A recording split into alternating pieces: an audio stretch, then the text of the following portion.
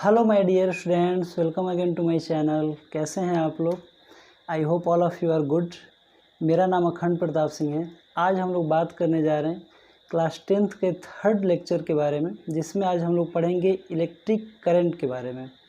इसके पहले हमने ऑलरेडी 2 वीडियो कर चुका हूँ और उस दोनों वीडियो में मैंने फर्स्ट वीडियो में इलेक्ट्रिक चार्ज के बारे में बताया था और सेकेंड वीडियो में इलेक्ट्रिक पोटेंशियल के बारे में बताया था। और आज के इस वीडियो में हम लोग पढ़ेंगे इलेक्ट्रिक करंट के बारे में। ठीक है, तो इलेक्ट्रिक करंट एक बहुत ही इंपॉर्टेंट टॉपिक है और बहुत सारे बच्चों को इसमें कन्फ्यूजन रहता है। ठीक है ना, तो मैं आप लोगों से वादा करता हूं कि अगर आप लोग लास्ट तक की वीडियो देखते हो तो आप लोग इलेक्ट्रिक करंट से रिलेटेड कोई भी कन्फ्यूजन आप लोगों के पास नहीं बचेगा। ठीक है, आइए स्टार्ट करते हैं। तो क्या होता है इलेक्ट्रिक करंट? तो सबसे पहले हम लोग बात करते हैं करंट का। ठीक है ना, जो कि इलेक्ट्रिक के साथ एक वर्ड जुड़ा हुआ है करंट। ठीक है ना, करंट का मतलब क्या होता है? तो करंट का मतलब ये होता है कि अगर कोई भी चीज़ अगर एक पर्टिकुलर डायरेक्शन में फ्लो करता है तो उसके फ्लो करने को ही करंट कहा जाता है। जैसे मान लो कि अगर कोई भी वाटर है, अगर कोई वाटर एक पर्टिकुलर डायरेक्शन में फ्लो करता है तो उसको वाटर करंट कहा जाता है, जिसको हिंदी में जलधारा कहा जाता है। ठीक है ना, वैसे ही अगर मान लो कि एयर अगर ब्लो हो रहा है किसी पर्टिकुलर डायरेक्शन में तो उसको हम लोग एयर करंट कहते हैं। ठीक है ना, या विंड करंट कहते हैं। वैसे ही अगर इलेक्ट्रिक चार्ज एक पर्टिकुलर डायरेक्शन में अगर फ्लो करने लगे तो उसको हम लोग क्या कहते हैं? इलेक्ट्रिक करंट, क्योंकि इलेक्ट्रिक चार्ज से ही इलेक्ट्रिसिटी बना हुआ है और सब कुछ हम लोग चार्ज के बारे में ही स्टडी करते हैं जब बात इलेक्ट्रिसिटी की होती है। ठीक है ना, तो इलेक्ट्रिक करंट का डिफिनीशन क्या होता है कि the rate of flow of electric current electric charge, the rate of flow of electric charge through electrical circuit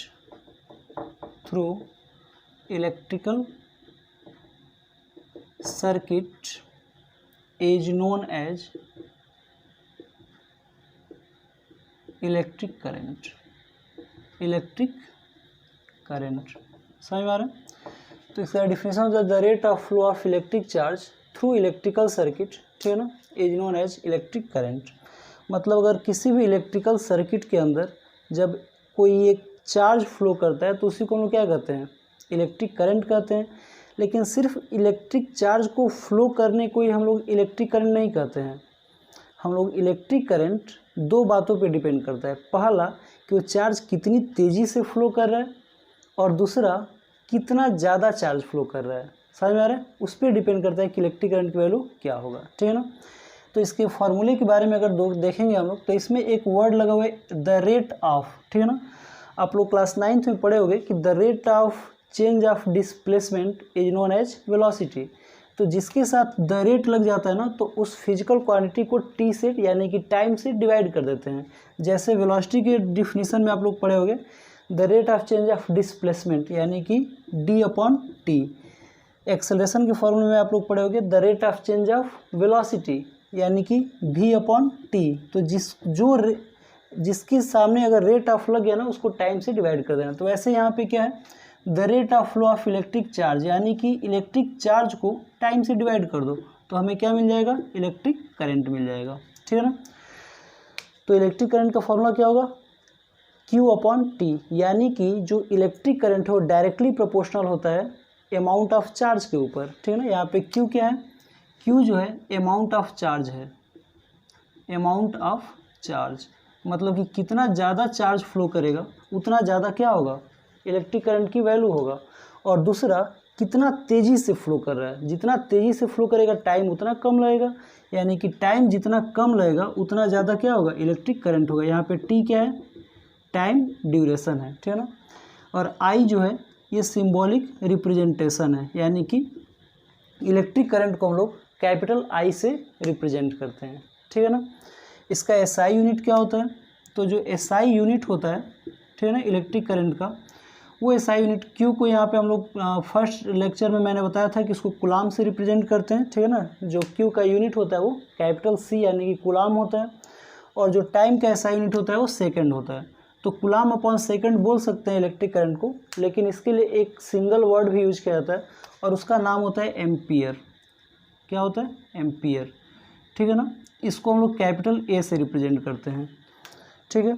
कई बार आप लोगों के एग्जाम में पूछा जाता है कि 1 एम्पियर को डिफाइन कीजिए, ठीक है ना।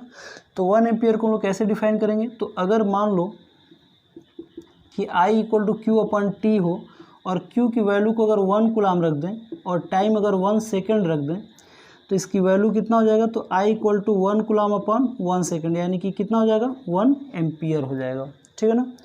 तो इसको हम लोग कैसे डिफाइन करेंगे, the transfer of 1 coulomb of charge per second मतलब कि 1 सेकेंड के लिए through a electrical circuit is known as 1 ampere. समझ में आ रहा है, यानी कि 1 कूलाम ऑफ चार्ज को किसी इलेक्ट्रिकल सर्किट के थ्रू 1 सेकेंड के लिए अगर हम लोग ट्रांसफ़र करते हैं तो उसमें 1 एम्पियर का करंट क्रिएट होता है, ठीक है ना। तो इसका डिफिनीसन हम लोग लिख लेते हैं क्योंकि बहुत ही इंपॉर्टेंट है, कई बार आप लोगों के एग्जाम में पूछा जाता है, ठीक है ना। इसका अगर आप लोग चाहो तो स्नैपशॉट ले सकते हो, ठीक है ना।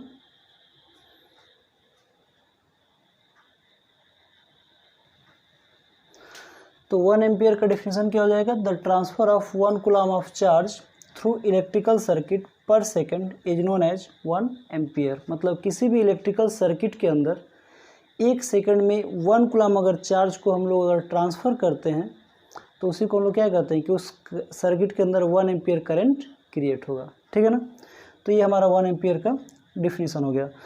तो अब हम लोग समझेंगे कि अभी तक तो हम लोगों ने ये पढ़ा कि अगर किसी भी कंडक्टर के अंदर जब फ्लो करता है कोई भी अगर चार्ज तो उसको हम लोग कहते हैं इलेक्ट्रिक करंट। लेकिन वो चार्ज फ्लो करता कैसे है, किसके कहने पे सभी चार्ज फ्लो करते हैं, समझ में आ रहा है। तो इसके बारे में अब हम लोग बात करते हैं। तो इसका आप लोग स्नैपशॉट ले लीजिए 1 एम्पियर का, फिर मैं बताता हूँ। ओके, तो अब हम लोग बात करने जा रहे हैं कि how to flow electric current. Electric current आखिर में फ्लो कैसे करता है, किसके कहने पे करता है, ठीक है ना।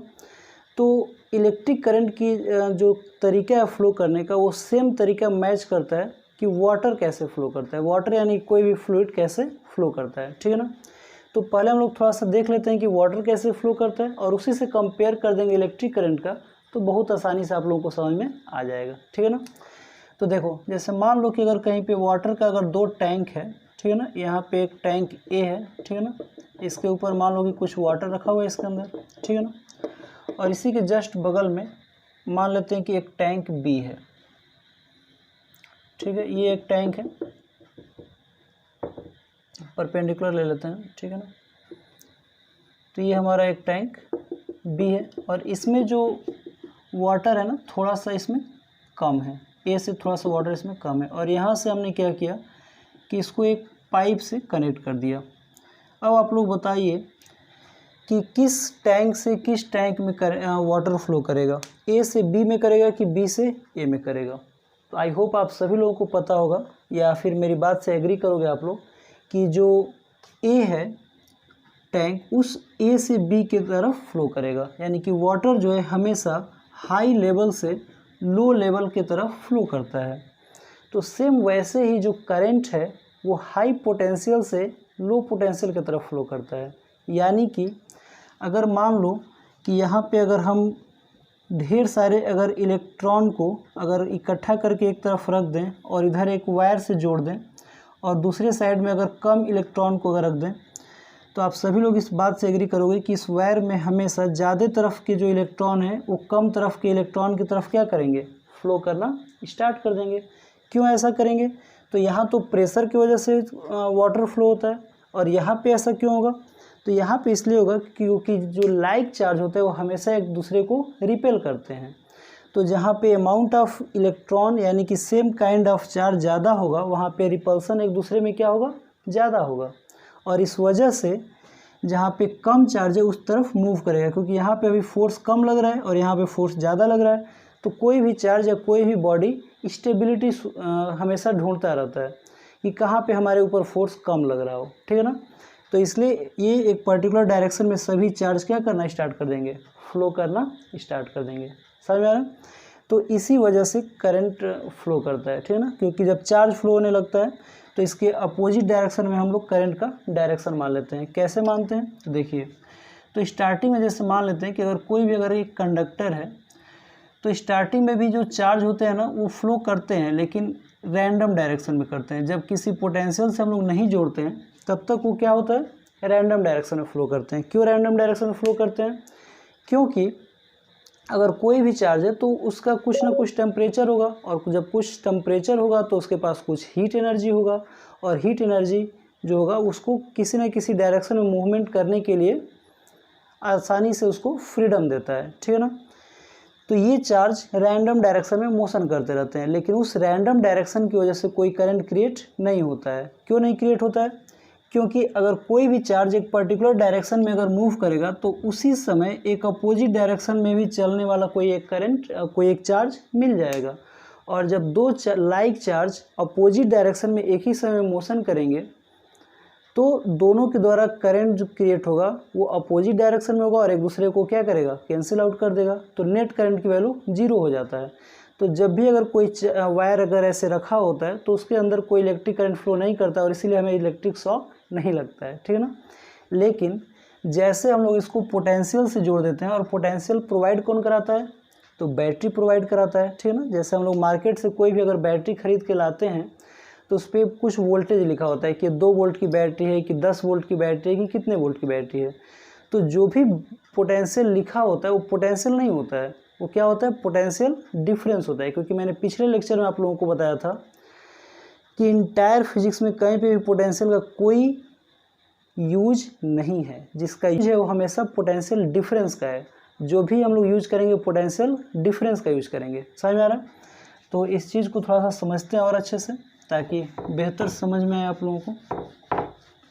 तो अगर कोई भी अगर बैटरी है अगर, ठीक है ना, ये मान लेते हैं कि हमने बैटरी एक लेकर आए, यहाँ पे पॉजिटिव बना होता है और यहाँ पे निगेटिव, और इससे हमने क्या किया कि एक बल्ब को कनेक्ट कर दिया।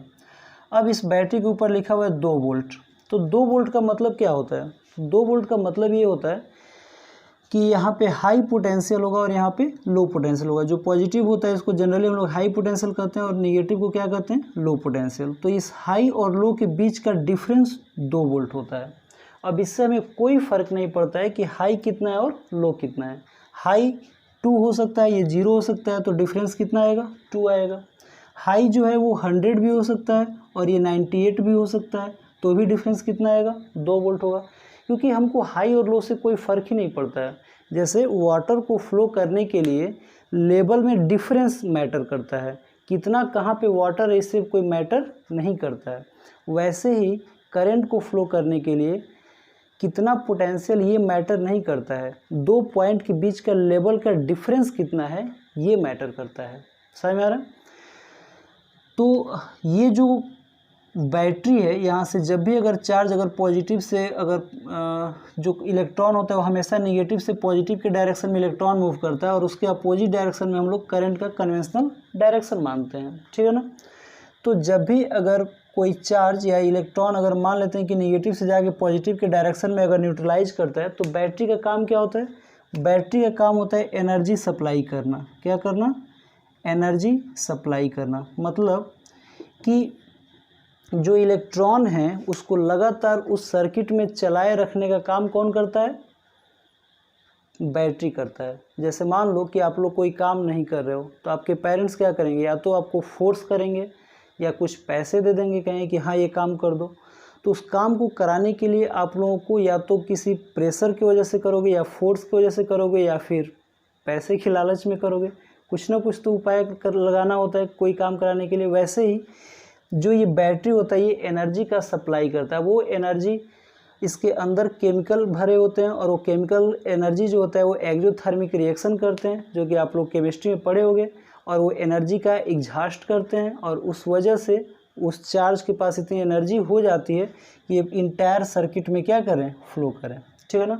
यानी कि इस पोटेंशियल को मेंटेन करने में उसके अंदर के जो केमिकल्स होते हैं वो हेल्प करते हैं।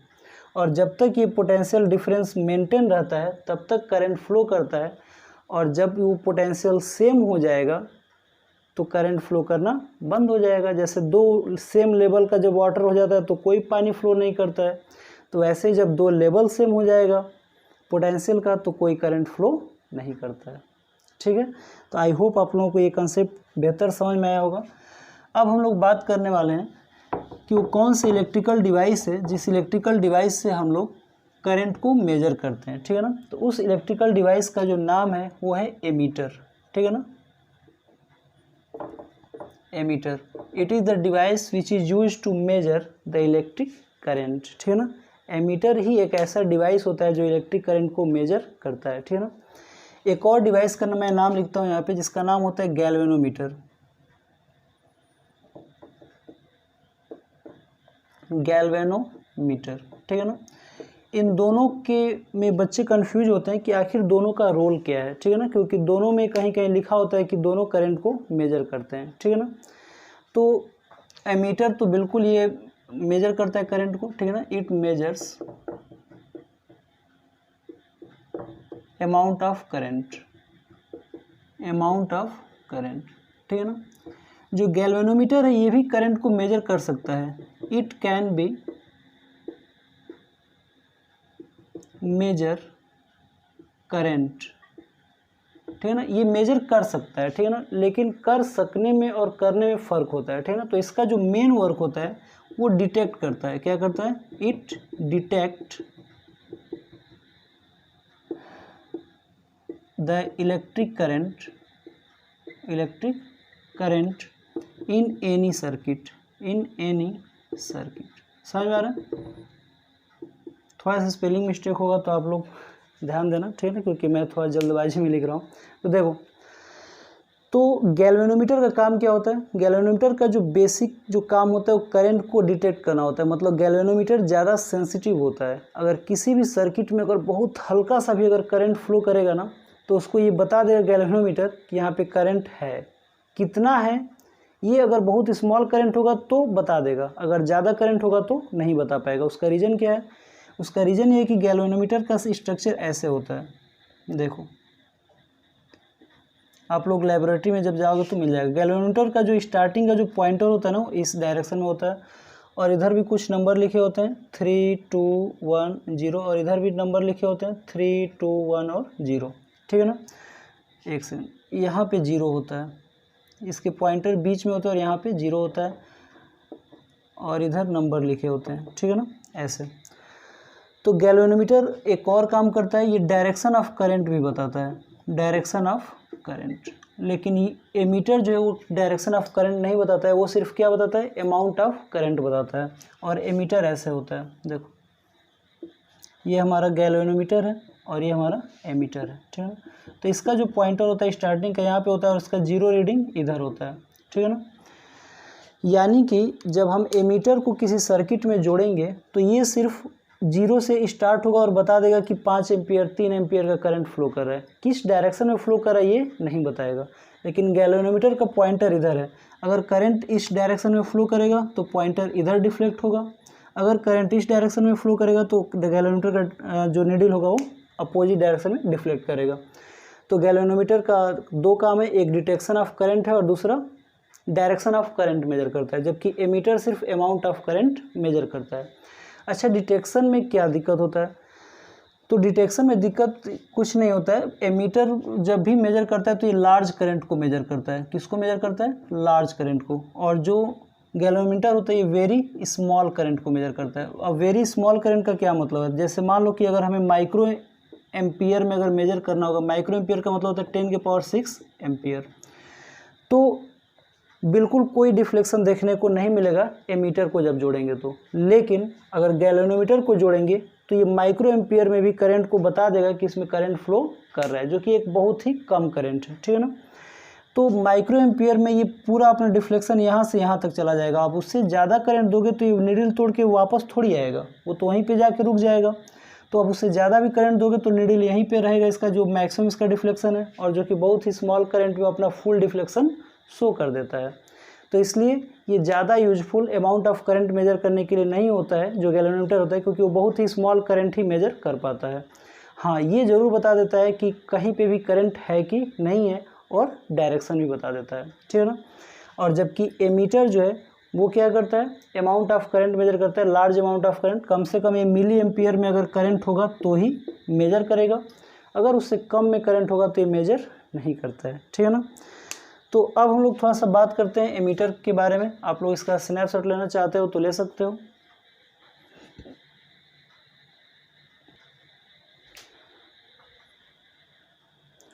यहाँ पे हम लोग एक और डिवाइस के बारे में बात करेंगे जिसका नाम है वोल्ट मीटर। वोल्ट मीटर, ठीक है ना। वोल्ट मीटर क्या होता है?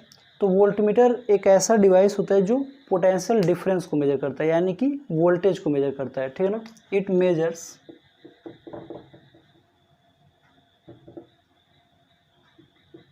Measures potential difference. समझ में आ रही है? ये पोटेंशियल डिफरेंस को मेजर करता है, ठीक है ना। तो क्या डिफरेंसेज होता है, ज़्यादातर आप लोगों के एग्जाम में पूछा जाता है कि what is the difference between ammeter and volt meter, ठीक है ना। तो एमीटर और वोल्ट मीटर का जो सबसे मेजर डिफरेंस है वो तो यही है कि जो वोल्ट मीटर है वो पोटेंशियल डिफरेंस को मेजर करता है और जो एमीटर है वो अमाउंट ऑफ करंट को मेजर करता है, ठीक है ना। लेकिन और भी कुछ डिफरेंसेज होती हैं, जैसे अगर हम लोग बात करें वोल्ट मीटर का, तो देखो वोल्ट मीटर जो है हमेशा, ये वोल्ट मीटर इधर है और इधर एमीटर, तो वोल्ट मीटर हमेशा पैरेलल में कनेक्ट किया जाता है। हमेशा किस में कनेक्ट किया जाता है? पैरेलल में। और जो एमीटर है वो हमेशा सीरीज में कनेक्ट किया जाता है। किस में? सीरीज में। क्यों किया जाता है वो मैं अभी बताऊंगा आप लोगों को, पहले मैं डिफरेंस बता देता हूँ। दूसरा जो वोल्ट मीटर होता है इसके अंदर हाई रेजिस्टेंस होता है। हाई रेजिस्टेंस, रेजिस्टेंस क्या होता है तो आप लोगों को नेक्स्ट लेक्चर में मैं इसके बारे में और अच्छे से बताऊंगा। फिलहाल यहाँ पे थोड़े बहुत जानकारी मैं दूंगा रेजिस्टेंस के बारे में। और जो एमीटर होता है ये लो रेजिस्टेंस होता है, लो रेजिस्टेंस, ठीक है ना। अब ये हाई और लो रेजिस्टेंस का मतलब क्या होता है और क्यों इसकी आवश्यकता पड़ती है, तो इसको थोड़ा समझ लेते हैं। तो पहला चीज़ एमीटर को देखते हैं। तो जैसे मान लेते हैं कि यहाँ पे कोई एक इलेक्ट्रिकल सर्किट बना हुआ है, ठीक है ना। अब इलेक्ट्रिकल सर्किट का ये मान लेते हैं कि हाई पोटेंशियल है और ये लो पोटेंशियल है। इसमें करंट पॉजिटिव से हमेशा नेगेटिव के डायरेक्शन में चलता है। तो अगर मान लो कि अगर हमें पता करना होगा कि करंट पॉजिटिव से नेगेटिव में जा तो रहा है लेकिन कितना जा रहा है, तो इसमें हम लोग क्या करेंगे, कहीं पे भी इसमें एक एमीटर को जोड़ देंगे हम। और एमीटर का ये सिंबल होता है, ऐसे आप लोग रिप्रेजेंट कर सकते हो एमीटर को, इधर प्लस और इधर माइनस लिख सकते हो। तो जोड़ने का तरीका ये होता है कि एमीटर का जो पॉजिटिव होता है वो बैटरी के पॉजिटिव की तरफ जोड़ते हैं और एमीटर का जो नेगेटिव होता है बैटरी के नेगेटिव की तरफ जोड़ते हैं, मतलब इधर पॉजिटिव और इधर नेगेटिव। तो किसी एक पॉइंट का हमें बताना होता है तो वहीं से ये करंट पास कर जाता है, तो यहाँ से पता चल जाता है कि कितना वहाँ पे करंट फ्लो कर रहा है, ठीक है ना। इसी के रास्ते में कहीं जोड़ दिया जाता है। अच्छा, इसमें रेजिस्टेंस कम क्यों होता है? तो रेजिस्टेंस का काम होता है रास्ते में अवरोध पैदा करना। रेजिस्टेंस को हिंदी में प्रतिरोध कहा जाता है, ठीक है ना। तो करंट के रास्ते में जो रुकावट पैदा होता है उसी को हम लोग क्या कहते हैं? रेजिस्टेंस।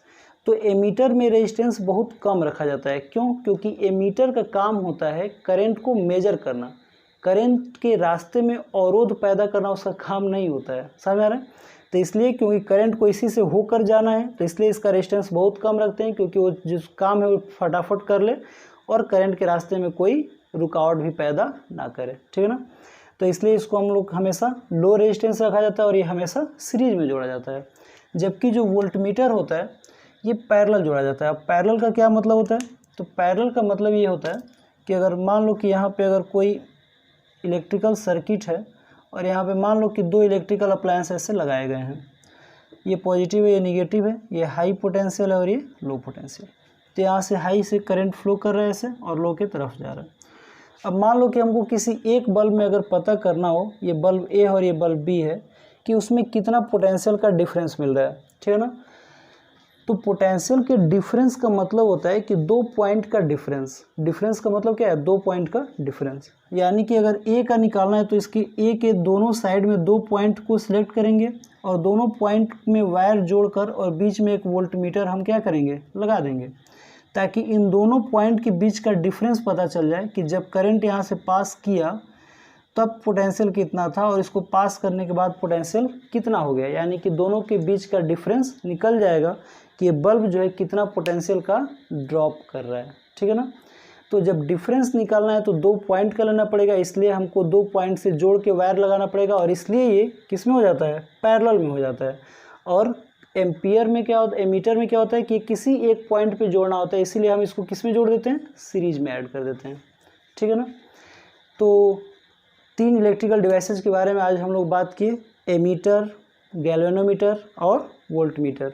एमीटर का काम होता है अमाउंट ऑफ करंट को मेजर करना, गैल्वेनोमीटर का काम होता है डिटेक्शन ऑफ करंट और वोल्टमीटर का काम होता है to measure the potential difference between 2 points. ठीक है ना। तो आज के लेक्चर में इतना ही। Thank you very much. जय हिंद।